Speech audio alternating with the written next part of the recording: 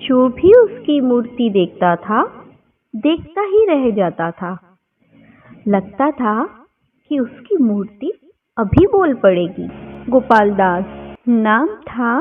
गोपाल दास रामगढ़ नाम के एक छोटे से गांव में रहता था। आसपास के गांवों में उसकी जैसी मूर्ति बनाने वाला कोई भी कारीगर नहीं था। दूर दूर तक उसकी बनाई मूर्तियां विख्यात थी। मूर्ति कला का उसका जैसा ज्ञान किसी के भी पास नहीं था। उसका पुत्र दीपक बचपन से ही अपने पिता की मूर्ति कला को देखता और सीखता आया था।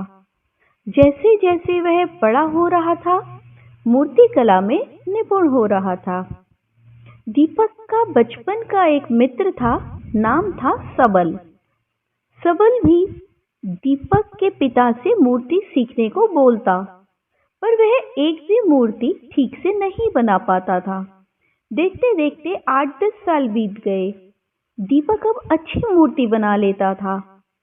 गोपाल दास ने एक दिन सबल से कहा, तुम कोई और काम किया करो, मूर्ति तुमसे नहीं बनती। पर सबल ने हिम्मत नहीं हारी। मूर्ति बनाने के लिए वह गोपाल दास के पास आता रहा और लगन से मूर्ति बनाता रहा।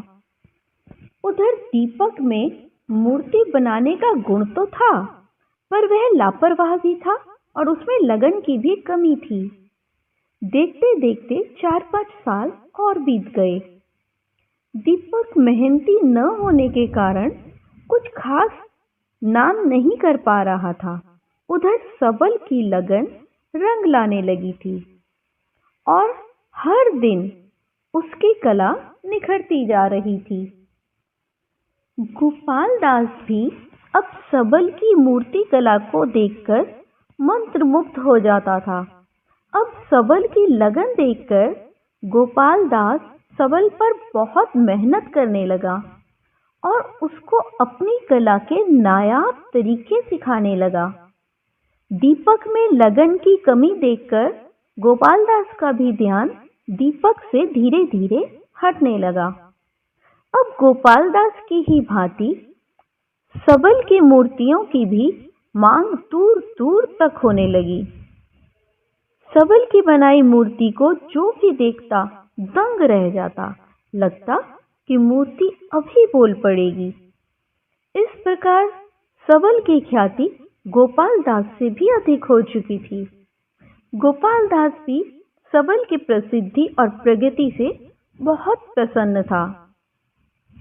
हम सब में निपुणता और योग्यता तो एक सी नहीं होती, परंतु हम सबको अपनी निपुणता को निखारने और विकसित करने के मौके और अवसर लगभग एक समान ही मिलते हैं।